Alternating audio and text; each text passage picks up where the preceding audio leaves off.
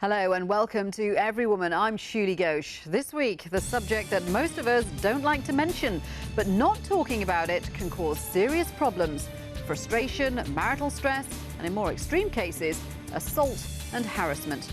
We look at a sensitive subject and ask, should we be more open about sex?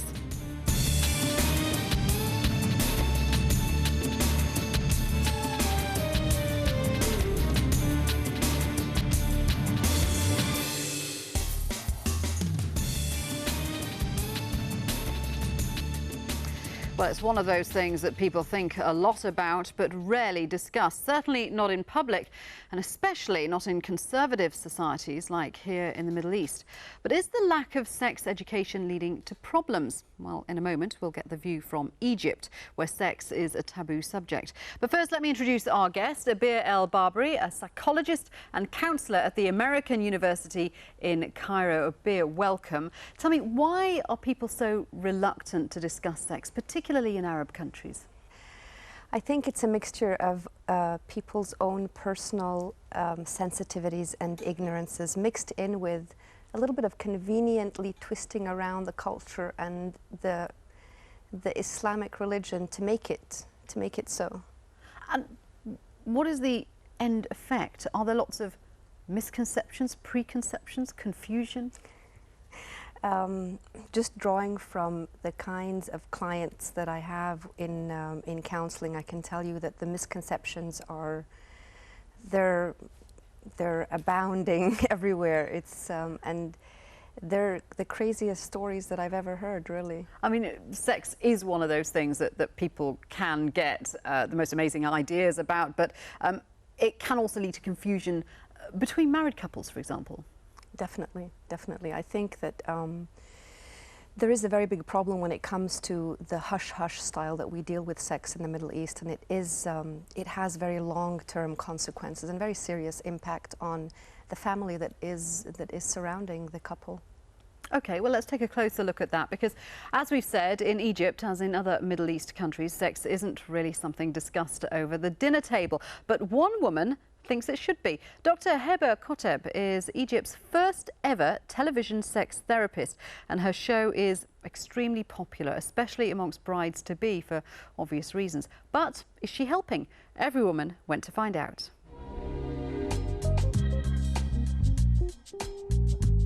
في دكتوره هبه قطب عامله برنامج بتبدا تاخد الناس وتشجعهم وتقول لهم تعالوا نتكلم في ده، مش عيب نتكلم في الجنس، ونتكلم بس في اطار من الشرع.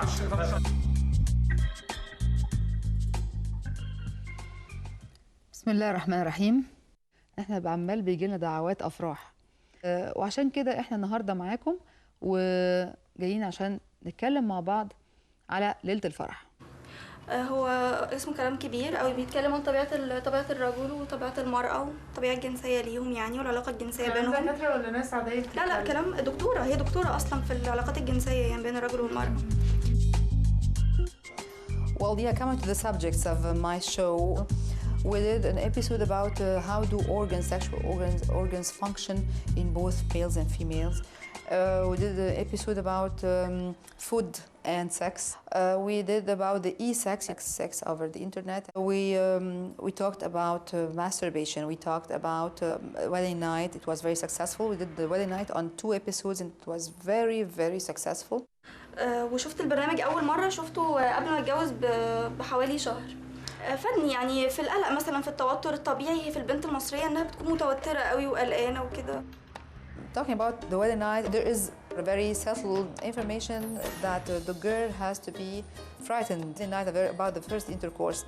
Well, I think the guy is much more fearful because he's the one who has to prove his sexuality, his malehood. بيعرف يتعامل معاها ازاي وبيحاول جاهدا انه انت كل همك ليله الدخله مثلا مشغول بان انت ازاي هتبقى راجل، مشغول بان انت راجل وازاي هتقدر تكفي مراتك، ما هو بيتقال كده عليها. اوقات كتيره الناس بتبعت لها مثلا ان هم عندهم مشكله ما بيحسوش بمتعه مثلا، وغالبا بيبقوا السيدات يعني. والله كلهم بيبعتوا كده، مش عارفه ان مجتمعنا بقى بيحط محرم حتى انك تتكلمي في كده او انك تعرفي اي علاقه بين الراجل والست. The kinds of criticism are something like encouraging adultery, encouraging sex outside marriage, encouraging starting sex very early in life. Well, for these conservative people who are criticizing me, I just tell them, come over to here to my office and sit me for just a little while, for one day, and just hear the complaints of people and listen to them and see how much does it affect their life positively if they just know about sex. عندنا في مصر هنا مهم انها تبقى فيرجن ما بتتكلمش، ده اللي بتكلم فيه بقى. لا في سؤال تاني، في جزء اهم بقى، انت ليه لما بتبقى مع حد غير مراتك بتحاول تساتسفاي هير، مع مراتك ما تحاولش تساتسفاي هير؟ ما احنا هنا بقى نيجي للنقطه اللي هي الاساسيه. ايه المشكله؟ عشان انت ما بتتكلمش مع مراتك. لا لحظه عشان البنت اكثر خجلا. هو الرجاله بيبقى في رجاله بقى مراته ما تكونش عارفه حاجه، هو عارفه كل دي مش تقريبا كويسه 90%. وحتى لو بينت ان عارفه، هي بتبقى عارفه كل حاجه بس ما تقولش، تعيش حياتها كلها وما تقولش، كانها ما تعرفش اي حاجه. ان شاء الله بنوعدكم انها هتبقى حلقه مفيده جدا جدا، ويا ريت اي عروسين ما تفوتهمش الحلقه اللي جايه. اشوفكم المره الجايه ان شاء الله. لازم نعترف بكده، الرجل المصري ما زال يحتفظ بذكورته كامله وقادر جنسيا على ان هو يؤدي بعض. What do you think about that, Abir? I mean, that television show, for a start, that's quite explicit even by Western standards. Is it a good thing? I love it. I think we've been waiting for something like this for a long time, and we need it. And honestly, I think that Hiba Kutba does it in a very tasteful way. She intersperses words about the Prophet Muhammad. She talks about the hadith. She talks about, there's an inshallah, there's an alhamdulillah. There's a lot of religiosity put into what she's saying, as well as the fact that she's talking, looking straight in the camera. There's no shyness. It's straight talk. And talking about things that normally would not be discussed as well. So opening up the whole subject about sex. And using terminology that is, it's medical. So you can't say anything's wrong with it, really. I mean,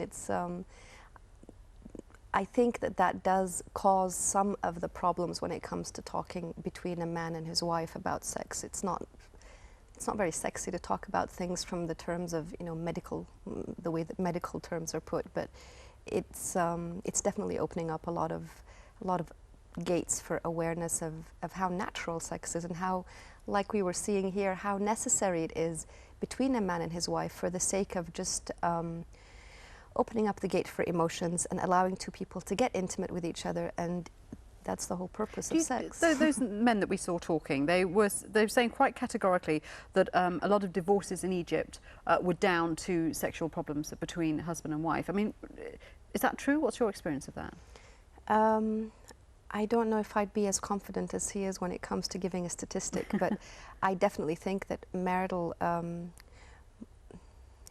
bliss is something that is something you have to work on, and working on it definitely requires that you approach it from the perspective of having sexual harmony. And we have a problem when it comes to sexual harmony because of all of the taboos we have around sex. Is this something you've come across in your work? People many times. coming in with sexual disharmony? Yes, many times. What kind of things are they complaining about? They just don't communicate, or? Honestly, I'm sadly saying that mostly it's women that come forward, and it's disgruntled women that are talking about it, and because they're not being satisfied. They're not being satisfied, and they're coming with a lot of ignorance. I hate to say it, but why isn't there sex education in schools? There should be. and there isn't. There isn't. But I thought Islam was very forward-thinking about sex education. Unfortunately, I don't think that the way that the public schools in Egypt are run can be paralleled with what Islam tells the societies to do. There's a lot of non-Islamic traditions in Egypt, and especially in the public sector when it comes to government and when it comes to schools and when it comes to just doctrines that are backed up with religion, but in reality anyone who really understands Islam will be able to confidently say that has not been substantiated in Islam. There was a move to have sex education as part of a school curriculum, but that was blocked. So how on earth did people find out about sex, apart from shows like Dr. Kuteb's? I'm presuming it's all word of mouth and... information from your mum. Yes, unfortunately that's true. And even here, I think we don't really get that much information from mom, because unfortunately we're dealing with several generations passing down their own discomfort with sex and their own sensitivities to talking about sex. So most probably mom's not going to say anything about it. It's probably going to be peers and friends.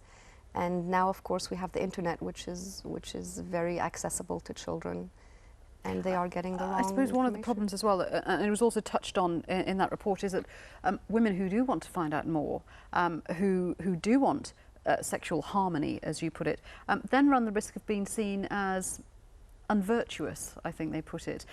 And that's, they're really treading a fine line, aren't they? Yes, it's a catch-22. You can't know too much or too little. And honestly, with some of the premarital counseling that I've had a chance to do, that is a very big problem with females. Girls do have a very big adjustment to make, because throughout all of their lives, they're being told that you shouldn't, sex is bad, you should have nothing to do with it. And then overnight, supposedly, once they're married, they're supposed to love it and enjoy it and know what to do with it. And it's a really tough situation. That's not how it happens. Okay, well, stay with us. We're obviously going to discuss this a lot further. We're going to take a short break now, but coming up, the growing problem of sexual harassment in Egypt. We investigate one case that caused an outcry, but why is it happening? Stay with us.